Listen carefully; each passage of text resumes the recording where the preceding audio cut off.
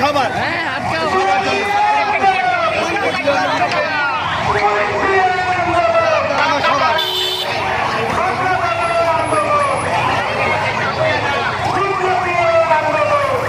এই মুহূর্তে সেনাবাহিনীর গাড়িটি আটকে দিল শিক্ষার্থীরা।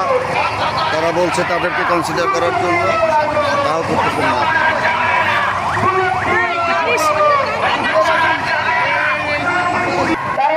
আন্দোলনের মাঝে একজন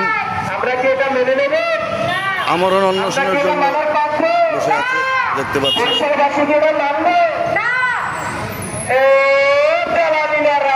চাকরিপূর্ণ বহাল চাই।